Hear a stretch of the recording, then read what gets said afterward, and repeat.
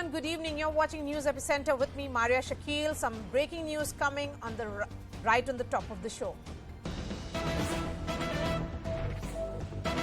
Aam Aadmi Party MLA Amanatullah Khan has been arrested by the anti-corruption branch following recovery of incriminating material and evidences. 2 weapons and 24 lakh in cash was recovered from the alleged aides of Amanatullah Khan during the raid. CNN News 18 has accessed the details of the case.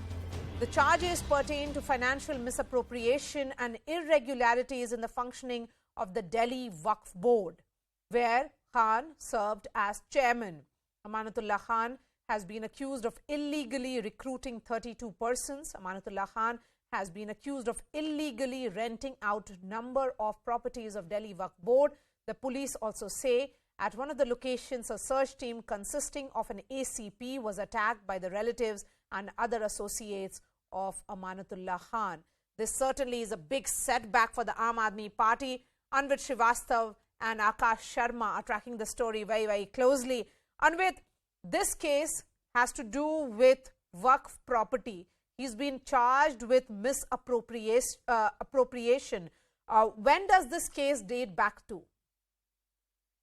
Yeah, see, Maria, this case was basically what the ACB has, Anti-Corruption Bureau has said that it was when Amanatullah Khan was posted as chairman of the Waqf Board.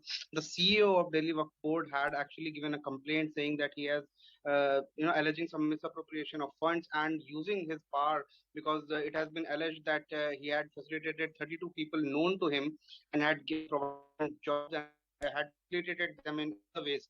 Now, this is a case of misappropriation of funds and position as the chairman of Waqf Board. But today, the drama that unfolded, when the ACB teams raided 4 locations related to Amanatullah Khan, one of the locations was his house in Southeast Delhi. And when the police teams reached there, first of all, initially the commotion was reported because 100 to 150 supporters of Amanatullah Khan was reportedly had gathered there, which did not even allow the police team to initially to go to his house. And the doors of the house was also locked, what we had learned. And then initially the police had to call for reinforcement, and the area, it was completely turned into a cantonment because the police called for reinforcement, and additional deployment was also made from local police. So following this commotion, initially one FIR was lodged against those people who tried to stop police officers from discharging their duty. So some unidentified men have been booked in this case. Another case, after following the searches, 2 illegal weapons were recovered. One Beretta pistol, which was loaded, what we are being told, and another country-made pistol. These have been recovered from 2 different locations. Other than 24 lakh rupees have also been recovered from 2 different locations. One location was 12 lakh some rupee, and from another location 12 lakh rupees were also recovered. So 24 lakh rupees, okay. 2 illegal weapons, and 2 FIRs on illegal weapons. One on this commotion that the police had to face. Okay. These are the cases that the police have registered so far, and Amanatullah has been arrested following these 3 FIRs. Okay. While further, he has been now arrested. Police will try to seek his remand, yes. And then he'll be further questioned, and more raids are definitely likely in yes. the coming days. Yes, because the Delhi police says that they conducted raids and 2 illegal and unlicensed weapons and cartridges and ammunition was recovered from his home, and 24 lakh rupees in cash. As expected, the Aam Aadmi Party has dismissed this, and they have said that this is entirely fabricated. Akash Sharma has been tracking the story very, very closely. Akash, we are looking at this FIR. It says that FIR number 5/2020. Was that the time period in which Amanatullah Khan was the chairman of the Waqf Board? Yes, exactly. This was the time, and as Anvit mentioned, Maria, this campaign was registered in January 2020, and the allegations were, first of all, that Amanatullah Khan is basically misusing his position as chairman of Waqf Board, and secondly, he was misusing the fund that was given to Waqf Board. Now, on the other hand, we have Amanatullah Khan, who was in fact saying in the noon time today that these all allegations are baseless because as far as this grant was concerned, so he did not use even a single penny from the grant. Now, following this particular development that he has been arrested by ACB, he'll be produced in Rouse Avenue Court tomorrow at 2 p.m. But before that, I want to highlight this very point that you must be remembering the time when ACB requested Lieutenant Governor that you should remove Amanatullah Khan or it was a request that Amanatullah Khan should be removed from his position because he was threatening the witness. This is not the only case against Amanatullah Khan. And as you rightly mentioned, this is a kind of setback for Aam Aadmi Party because we know that how Manish Sisodia, Satyendra Jain, and now, in fact, Kailash Gehlot is under investigation in various cases. So is this particular development is a setback for Aam Aadmi Party. But as of now, the latest development is that Amanatullah Khan has been arrested, and tomorrow he'll be produced in Rausawini Court, Maria. All right, Akash Sharma and Anvis Srivastav, thank you so much for joining us. Liberation Day versus Integration Day. That's our top debate on News Epicenter. I'll be bringing in the guests and also an introduction in just a bit. Let's take a look.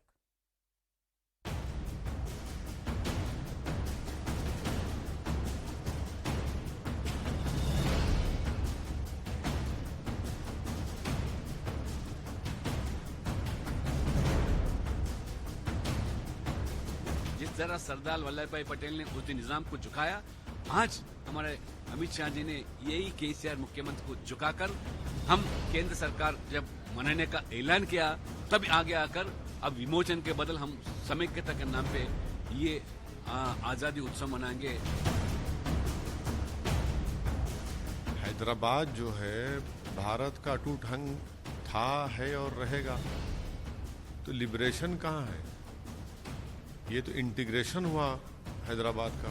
और मेरा मानना यह है कि भारत हैदराबाद के बगैर अधूरा है और हैदराबाद भारत के बगैर अधूरा है। तो इसको इस तरह का देना गलत है। हम ये कह रहे हैं कि उसको आप इंटीग्रेशन डे के तौर पर मनाइए। भाजपा मिलाने की बात क्यों नहीं करती भाई?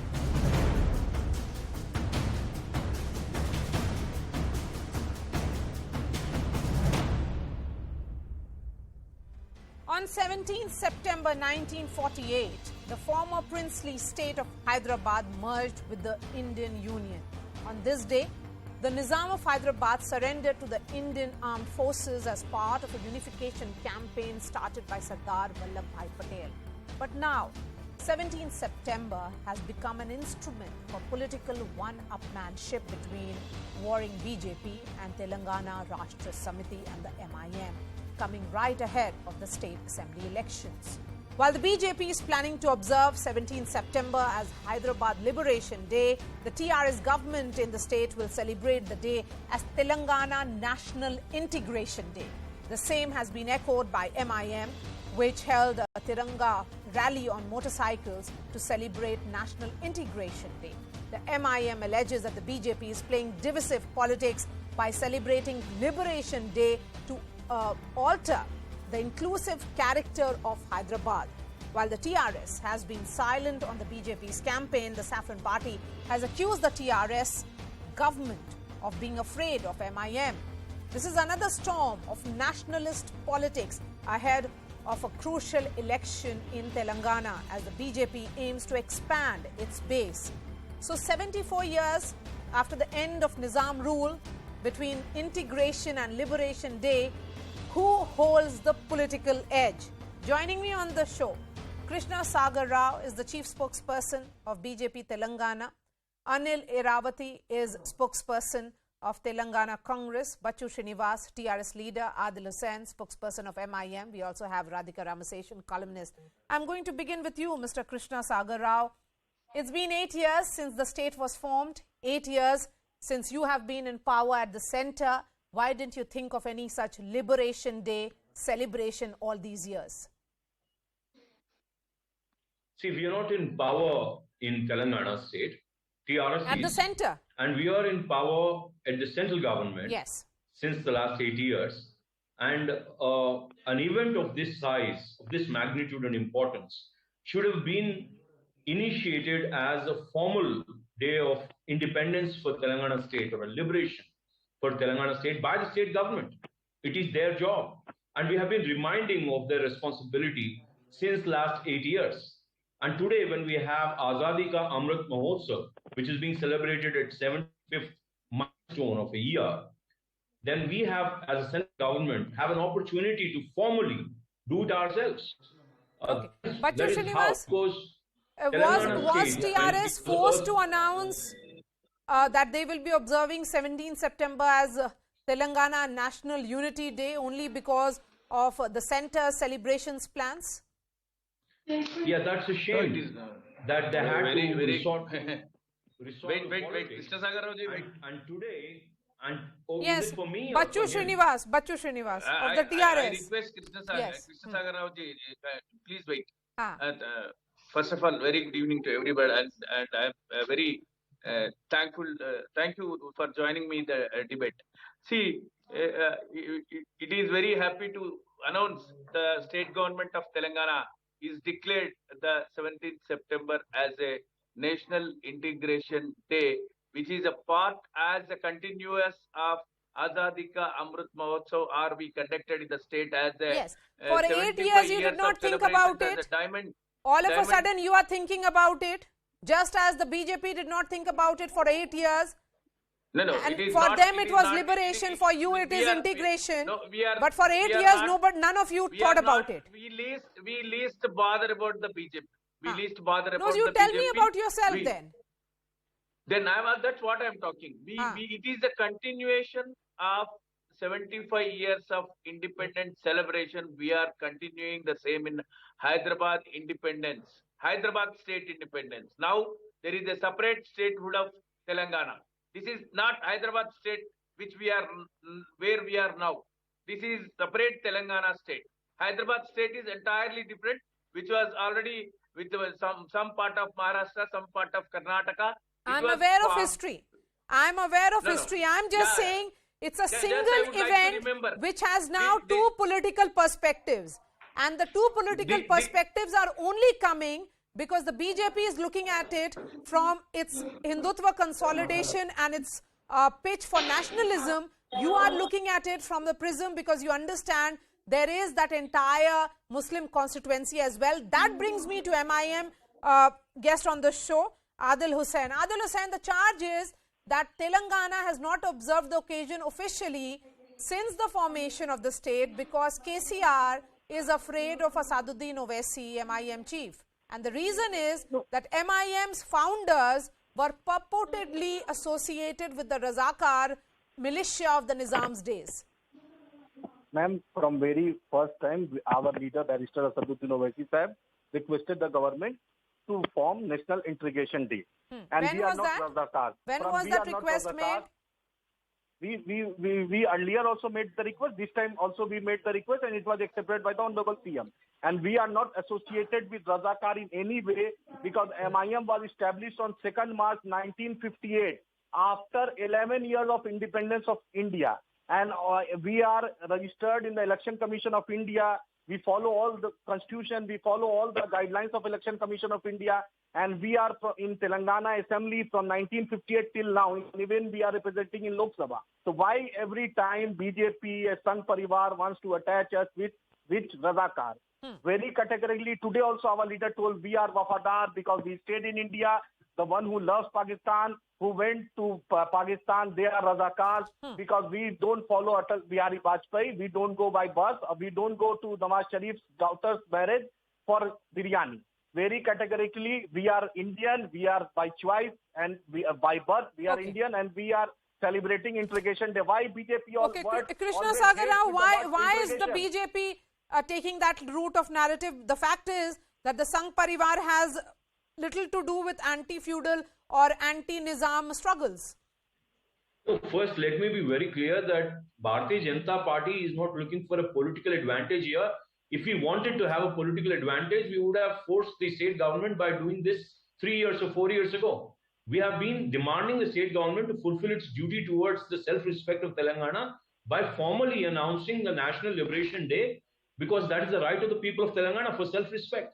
But my MIM friend needs to be, he needs to be taught a lesson in history that in 1948, after the liberation, MIM was disbanded by the Indian government. And that is how they have reinitiated AIMIM in 1958. We are all India MIM. Why don't that is what I'm saying. We are AIMIM. Why you collaborate? Brother, that is what I am saying. You give me the 10 names. You give me the 10 original. names from RSS. Let's not talk over each other. Ma'am, I request you to give me moderate. the 10 names. I also request See, you. what I'm saying is, he needs to understand that MIM. Good Lord, yeah. I mean, why don't you be patient? I heard you. I'm only saying that the MIM was a political outfit earlier, and it was banned and disbanded, and then you got registered again in 1958. I'm not saying on the show today that you are connected to Razakars directly. I'm not saying that, but what I'm saying is there is a connection in terms of the descendants. But leaving that aside, I am questioning how is it that it is a misplaced, it's totally a misplaced minority appeasement, because the Indian Muslims should not have any problem of a foreign oppressor being taken in by the Indian government and how is it minority appeasement? Clutches. Hasn't that become like a convenient phrase for all the sides? Everything has to be about minority appeasement. No, ma'am. Yeah, what are we? It's appeasing, almost become like what a derogatory reference point now. What kind of political, compulsion is there on all the sides that you have to use that phrase minority appeasement? Come in on this. I want to understand what exactly is the stand. What is the stand of What is the stand of the Congress party? It seems to be it seems to be a place now, Telangana increasingly, where it is BJP versus TRS plus MIM. Where is the Congress here? Where is the Congress here? Yes, can I talk? A party which played an important role in creation of Telangana has almost been lost in wilderness, it seems. So we have to put a blame on these two parties first. Why they have not celebrated for all these 8 years? Why BJP has not celebrated? Why TRS has not celebrated for all these 8 years? They have to answer this question first. Because TRS leader was saying during the agitation, he was calling it as a Liberation Day. And all of a sudden, after they came to power, they ignored this Liberation Day for all these 8 years. And the BJP was in power, they have ignored all these 8 years. And why they are doing it now? Why they are doing it now? And the BJP is trying to... No, but Srinivas, at least there is some talking point here. In the narrative setting, there is some kind of positioning that has been taken by two political parties. Integration Day, Liberation Day. What about you? It's an integration, because you are saying it's integration. Radhika Ramaseshan now. Radhika Ramaseshan. Yeah. They're showing it as a Radhika Ramaseshan, 17 seats is what, as far as the Lok Sabha numbers are concerned, that is how Telangana is represented in the Lok Sabha. 4 went to the BJP in 2019. They are hoping that they will be able to make better their tally from what they got in 2019, a potential catchment area, Radhika. But looking at this Liberation Day, it's high on symbolism, both the sides not leaving any stone unturned in narrative and counter narrative. Yeah, Maria, I'd like to remind Mr. Krishna Sagar Rao that in 2017, the BJP came very close to celebrating, the Liberation Day, but then there was a lot of discussion within and they put it off because they had a fairly cozy relationship with the TRS at that point. That's right. TRS was like the BJD to the BJP. Whenever there was a number crunch in the Rajya Sabha or they needed number support in the Lok Sabha, the TRS was always there to bail out the BJP. Now you are seeing a much more aggressive BJP which has gone on its own because it sees Telangana as a sunrise state. There is no doubt about it. They've been strategizing, working very, very closely to wresting Telangana from the TRS, which is not going to be easy because KCR and KTR are no pushovers, with their kind of populist kind of politics and their set of counter strategies. It's not going to be easy. Nonetheless, the BJP is using this card of the liberation or the getting rid of the militia, which was the private militia of the Nizam. And that's a kind of a stick to beat the MIM as well as the TRS by association. Because BJP people have told me in the past that, the MIM takes the lead in getting the Muslim votes. Of course, the Muslim votes are like a captive vote bank for the MIM, but then the TRS steps in. Then the Congress, I mean, of course, the Congress is very weak, practically non-existent. So it is really the TRS which has to compete with the MIM. I didn't interrupt you, has to compete with the MIM to get the Muslim vote. Okay, Krishna Sagar Rao, the point being made by Radhika here is, till now you did not look at Telangana as a potential state where you can win. Only because in 2019 your experiment worked and then the equation with TRS went awry. Let's be clear that TRS was seen as a friendly party by the BJP because they played a role in ensuring the passage of bills. Now that the TRS has taken a belligerent stand, you are now going all out on these events which are high on symbolism. See, I think Mrs. Radhika is being quite imaginative, and she seems like she's privy to her internal strategy. But she has covered BJP very closely. So you should give it to her that she understands the party as an outsider, but with great degree of understanding. That's an outsider perspective. Let me keep the official perspective as the chief spokesperson of the party. See, neither in 2017 nor today nor earlier, TRS and Bharatiya Janata Party never were in alliance. So we don't have a reason to appease a non-alliance party which is an incumbent. Even when we were in alliance with TDP, when we were in power, we could accomplish that because the state government was run by TDP. So we are a party which follow a constitutional framework, understand each other's responsibilities. We could not force a state government to do it. Today, because it is Amrit Mahotsav, and it's not, everything is not about politics, ma'am.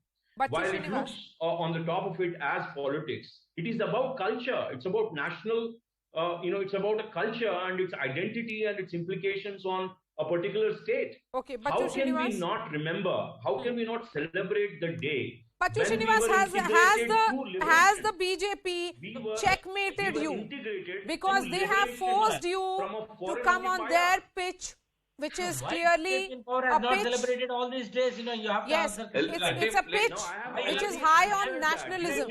I am unable to understand what Mr. Sagar Rao is saying. Let him stop for a while. Let him stop for a while. Okay, he has spoken, Pachu Srinivas. Every annual regimen of this particular festival celebrated as Telangana Liberation Day, and it will happen in 2023 when we come to power in Telangana. All Let right. me assure that the state So, government will officially declare Pachu Srinivas, the BJP Telangana is coming to Liberation power Day according to when him. BJP comes to power, and which we will. Okay, Pachu Srinivas now.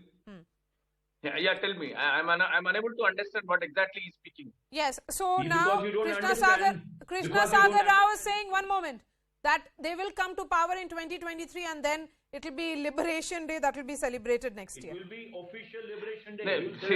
See, what? Listen. If really, if tomorrow what happens, nobody knows. 2023, what is going to happen? Let them. It is also BJP is also a political party. They can dream. Nothing wrong in that. Nothing wrong in that. See, they are also in the power in the central government. For the last 8 years, they never remembered what is the Hyderabad and what is the Hyderabad. Wait for a while. Why you are coming in between? Krishna Sagar Raoji, I believe you are a very. It's a state historic event. Krishna Sagar Raoji, please wait. I say. It is the birth of a new state. You please wait. Hands of state government, not in the central government. Okay, Krishna Sagar Rao, you have made your point. Please listen to other panelists. You have made your point. Yes. You please let them. If really they can dream. Nothing wrong in that. If really they are dreaming to come to the power, in that there is nothing wrong. I am not worrying about his statement. If what happens tomorrow, nobody knows. But I can tell you, only they won two seats in Dubbaka and Huzurabad, and later on GHMC. After the GHMC elections, nowhere they won a single seat. Everywhere we won in Telangana. And one more thing. Let me complete. We are very strong in Hyderabad, very, very strong in Telangana. and now we are going to fight against your Modi ji Ma'am, he's throughout the not- he's not nationwide. answering the Listen, question. listen. You're This is right. one My thing. question And is, actually, okay, because I'm giving you the final words, Bachu Srinivas, I expect you to respond to my question. My question is, has the BJP checkmated you by forcing you to come on their pitch? Their pitch is always high on nationalism, and this is a nationalist agenda. no, I don't think that they are checkmated us. It is already, I told, it is a continuation of celebrations of Azadi Ka Amrit Mahotsav, or 75 years of celebrations of independence in India. Okay, The Adil same way Hussain. we are continuing. We are Okay. continuing the Adil same in Hussain. Hyderabad. Yes, ma'am. Please ask BJP member that why not they talk about Junagadh liberation, because it don't fix in their political agenda. In the finance minister gave 300 crore to Goa Liberation Day, not a single penny to Telangana. From the Telangana government, they took Let me 3,65,000 lakh crore rupees from Telangana as a income tax, GST tax and other tax. But in return, Why are you mixing up the central questions? government, why not only 1,48,000, half the money, no relief in the flood, no national project Kaleshwaram, but asked by the central government every time TRS government. He's mixing up questions. From the central government. Right, these are the, if you This talk is about not a investigation, developmental if you have- discussion. No, Mr. Rao, please don't disturb. If they talk about Telangana development, if they have concern about the common citizen of the Telangana, then why not Kaleshwaram project they declared as a national project? Is No this support from discussion on development? Mission Bhagirath, no support from the central government. Is this discussion on development? Mr. Rao, please don't disturb. You are trying to manipulate again, as always. No, I am talking about the data. I am talking about the data. BJP. No, but why are you talking development? All This right, discussion Adil is not Hussain, about Radhika development. Ramaseshan, Bachu Srinivas, Anil, Krishna Sagar Rao, thank you so much for joining us. That's all from me. Coming up, an exclusive interview on Kartavya Path with the Urban Development Minister, Hardeep Singh Puri. Listen in to what he had to say about all that has been coming from the opposition, the charge that this is just a cosmetic change, there's no massive change on Kartavya Path, just a name change, and also what Shashi Tharoor and Mahua Moitra, two MPs in the opposition, had said that why not change the name of Raj Bhavans to Kartavya Bhavan. I've asked all those questions, and that interview coming up after a very short break. Stay with us.